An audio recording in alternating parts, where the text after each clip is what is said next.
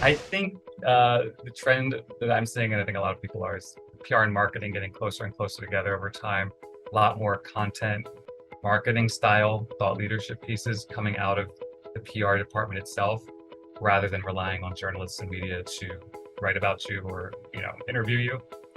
Just because there's fewer of them as well.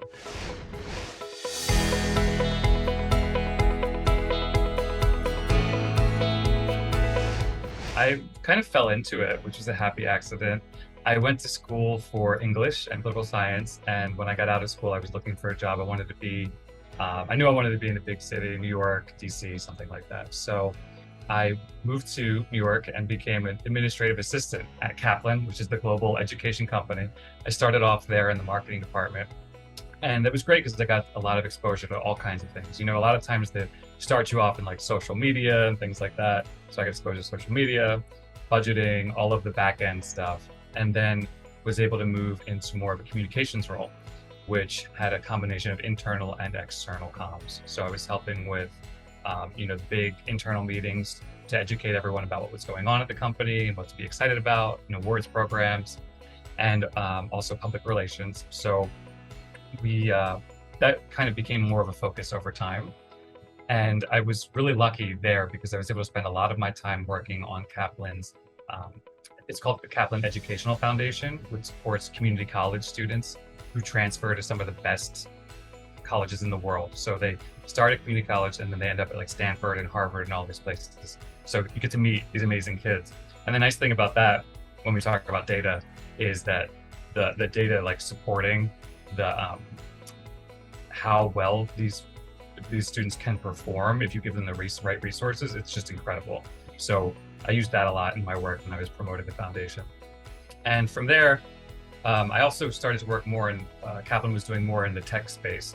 So they had startup accelerators. I was working with a company called Metis, which was owned by Kaplan, and that's a data science boot camp. So I started to learn more about the technology world. And that's how I ended up being contacted by LivePerson. So I came onto LivePerson as director of public relations. That's what I do now. LivePerson's an amazing company. We just got named the #1 most innovative AI company in the world by Fast Company. And I think we could talk a little bit more about that actually, because it's related to data and how communicators use data. So that's what I do now. I'm lead for public relations at LivePerson.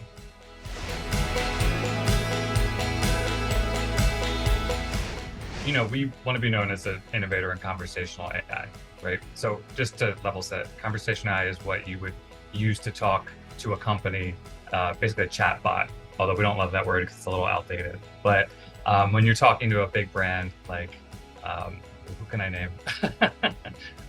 Well, Delta is one of our customers, publicly named one of our customers, HSBC, the global bank. If you're talking to one of their chatbots, and even some of their live agents, you're probably talking through our platform and our technology. So we want to be known as an innovator in tech, in customer engagement, in e-commerce, all of those spheres. And one of the most successful routes that we've taken recently is applying for and winning a bunch of industry awards. And what's nice is once you get like a really big one, the other ones kind of follow because they can see that you've been recognized publicly. So one of our big comms aims was for the year was to be named to these big awards lists. And you really have to leverage data to do that. We took in data from our investor relations team. We have a data science team called Data Models and Decisions, which is an incredible team that just works with data all day, every day. And customer data, where it was appropriate to do so, just to show the impact of what we're doing, right? So there's, you got to dumb it down a little bit because not everyone understands, not every journalist, not every person on the street is going to understand conversational AI. I mean, I don't even understand it all the time. It's very complicated, but it's good because I can break it. I need to break it down for people into a format that makes sense for awards. So we've taken a lot of data around how many conversations are we powering every year? What does it look like in the world before you implement conversational AI and after you implement it? How have customers' lives gotten better? Your employees' lives gotten better? And being able to source all of that data and package it up for one really, really stellar awards submission, you can kind of repeat that process, right? So all of these things overlap, like customer engagement overlaps with the technology used to power it. overlaps with the customers that you're serving. So you can use all of those things that you've kind of sourced one or two or three times for multiple award submissions and make it really repeatable practice.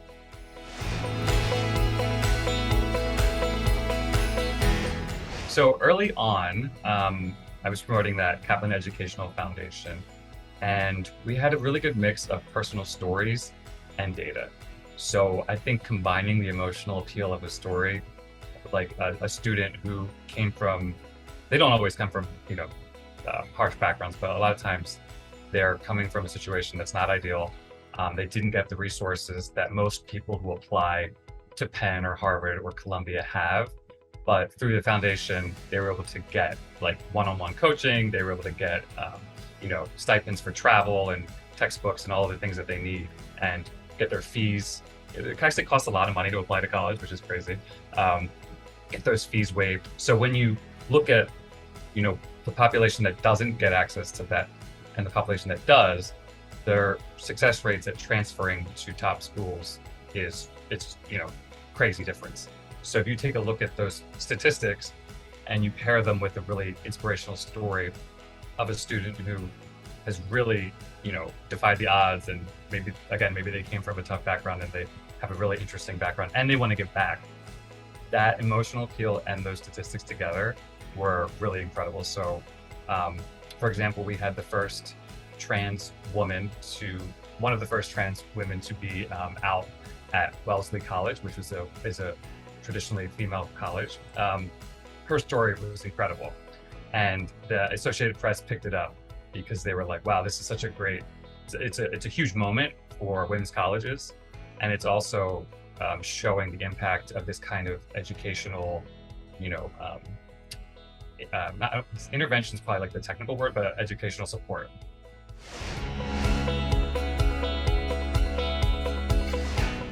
I think it can be tough to get data that makes sense to people outside of your company, because you have your own way of talking about things. We talk about conversation volume.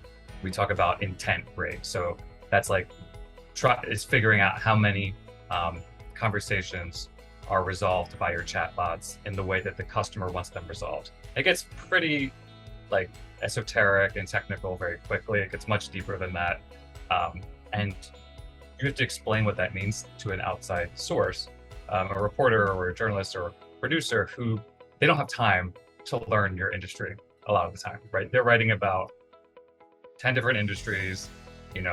They could talk to any number of companies. They don't really care at the end of the day to get that deep. So they need you to translate it. It can be a challenge translating data. You really have to, I think, have both like an analytical and a creative mind to do that. Maybe you have to draw an analogy to something that they do already understand. So I think that's one of the main challenges, especially when you work in tech, is the terms that you're using are not accessible to many people, and you just have to find a way to analogize it to something else or make it come to life with a really cool story. One of our customers is a jewelry company, one of the biggest jewelry companies in the world, and they have this amazing experience where you can pick out, the exact ring that you want to get for your wife online or for a relative or whoever you're shopping for. And it's very easy, and you just show up at the store when it's done and they give it to you and you're like, oh, that's exactly what I wanted. So you can kind of pair, like, you can write all kinds of like love stories around that, right? Like it's very emotional moments in people's lives when they're A, paying for this really expensive rock and B, giving it to someone they love and it means something. And if you can, again, like kind of combine that story with the data that you have on hand, I think that makes it much more powerful. So yeah, it can be challenging to kind of bridge that gap, but if you can make it come to life for someone and say, these are the most important moments in people's lives. They're spending a lot of money, so it's interesting from a business perspective. And here's the data to back it up. I think that helps explain. I think one of the ones that's most important to us is share of voice. So especially because we have recently repositioned into it. So we talk about conversational AI a lot, but now we're shifting focus to talk more about customer engagement. That's the market that we play in. Conversational AI is a tool for customer engagement. So what we're looking at in terms of share of voice has changed. We're looking at different keywords now. We're really focused on this one thing. So it's important for us to be able to benchmark where we are against our competitors in that space and then see how we've improved. So I think that's probably the one that's most important to me right now.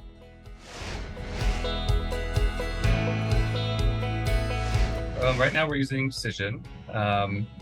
They're, kind of one of the industry standards, but I wouldn't necessarily say that we're tied to them. It's a good solution. But yeah, the tools that we use include that. You also kind of have to supplement it with your own tools, right? So, at the end of the day, like Google can be a really good resource. Of course, it's more manual, but I personally go in every week just to back up what I'm seeing come through and also what our agency is working on, because it's important to me that there's nothing that falls beneath the cracks, and occasionally something will. So, I will do that manual work every week of just being like, okay, did we miss anything important, good or bad?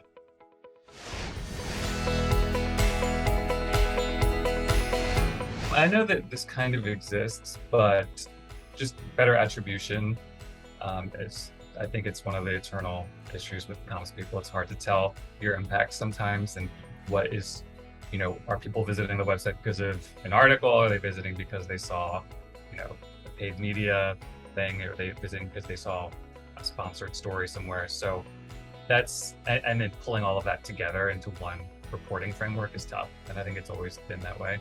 I know that there's some improvements there from a lot of companies. It seems to be expensive to sign up for those things and use them. But that's where I'm kind of hoping to see more progress.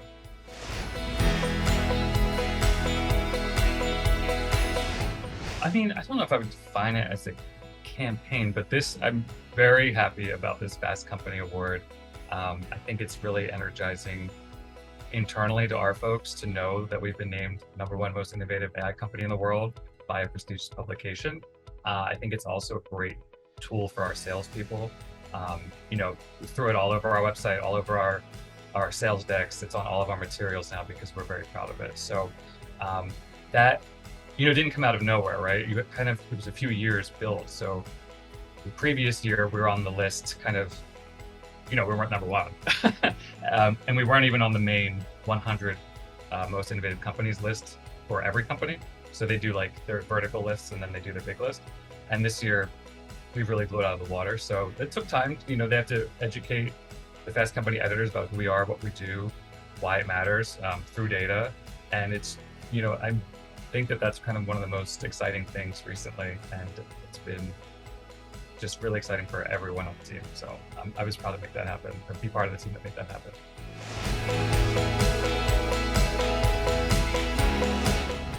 That is a really good question, and that's why I wish there was more PR attribution, accessible metrics. Yeah, I mean, a lot of it that I've heard is anecdotal. I will hear from like our chief revenue officer that someone, he heard that one of our like new customers read the release about a partnership that we announced and they were excited by that partnership. But I do feel like, it's more anecdotal at this point, and I would love to get more data around it.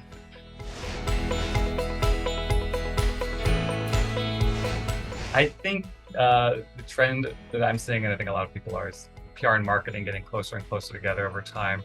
A lot more content marketing style thought leadership pieces coming out of the PR department itself, rather than relying on journalists and media to write about you or interview you, just because there's fewer of them as well.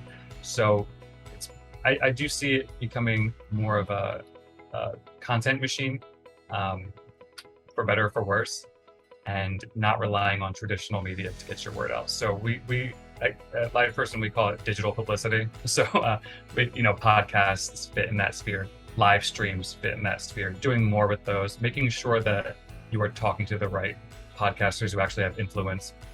But even if you don't, if you can take a 30-second, 60-second clip from that podcast, put it on your social media, and say what you want about that piece, I think that's also really helpful, because it puts a human face on your message, because you have like your CEO or your chief marketing officer with their nice little interview snippet.